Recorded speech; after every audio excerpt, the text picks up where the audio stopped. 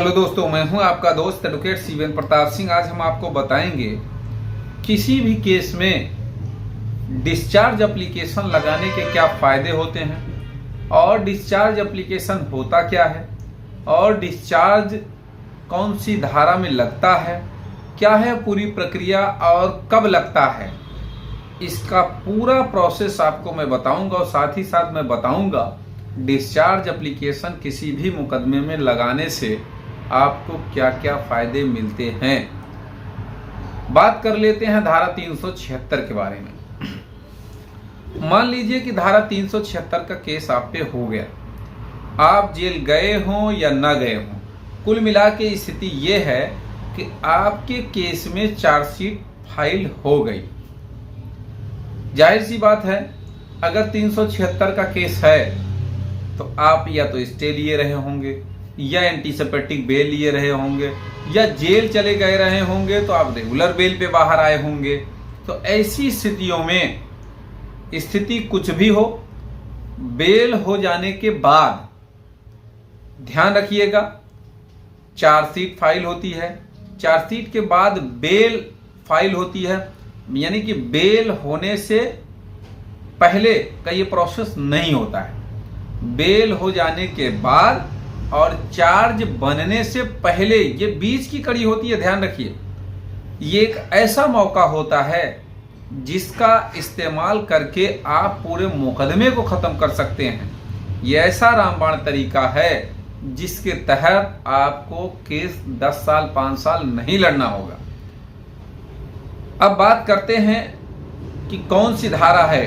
देखिए, अगर 376 में आपका मुकदमा यानी कि पुराने कानून के हिसाब से आपके ऊपर कोई भी केस हुआ है किसी भी धारा में, तो धारा 227 सीआरपीसी पढ़ लीजिए। उन्मोचन के बारे में बताया गया है, डिस्चार्ज के बारे में बताया गया है।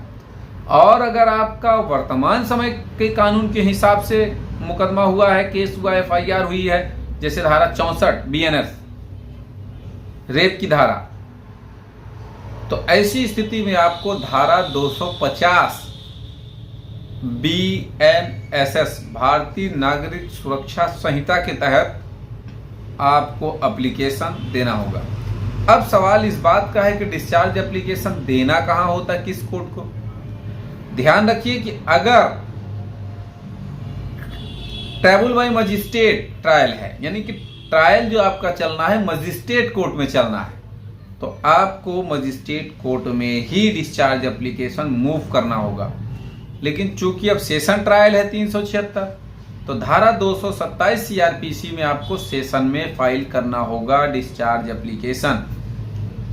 अब डिस्चार्ज एप्लीकेशन मैंने अभी पहले ही बता दिया कि चार्ज बनने से पहले, बेल होने के बाद की कड़ी होती है।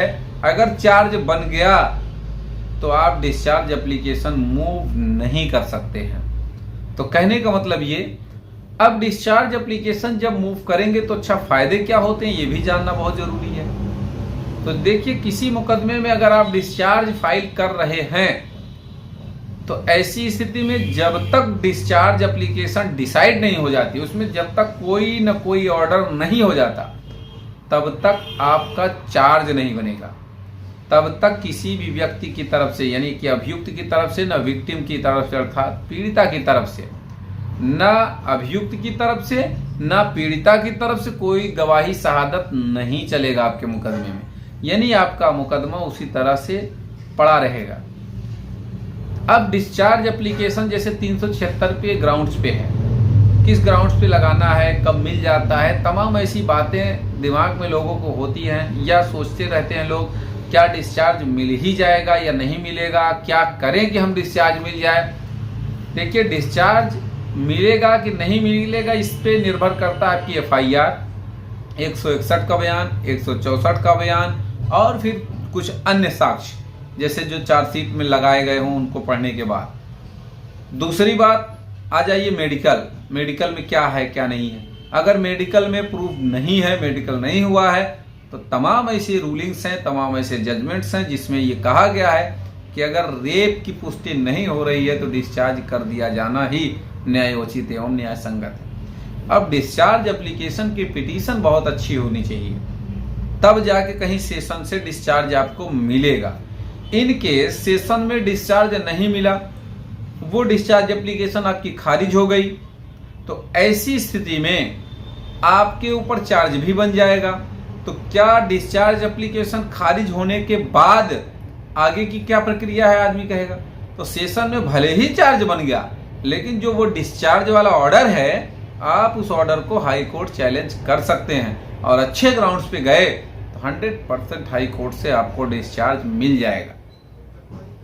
अगर और कोई सवाल शेष रह गया है डिस्चार्ज से संबंधित या किसी भी मामले से संबंधित कोई भी प्रक्रिया के बारे में अगर आप जानना चाह रहे हैं, तो आप कमेंट बॉक्स में कमेंट करके बताएं, या फिर स्क्रीन पर चल रहे नंबर पर फोन करके भी आप अपने मामले को डिस्कस कर सकते हैं, अपने मामले में जानकारी ले सकते हैं। अगर आपको किसी भी पूरी प्रक्रिया के बारे में, कि इस प्रक्रिया में कब क्या होता है, इसके बारे में अगर आपको वीडियो चाहिए या आपको जानना है, तो आप कमेंट बॉक्स में अपने राय जरूर दीजिए, अपनी बात जरूर रखिए कि इस टॉपिक पर मुझे वीडियो चाहिए सर, आप बनाएं। मैं जरूर कोशिश करूंगा जल्द से जल्द आपके मनचाहे वीडियो को आपके समक्ष लाने की। उम्मीद करता हूं, आशा करता हूं आज का यह वीडियो आपको बेहद पसंद आया होगा।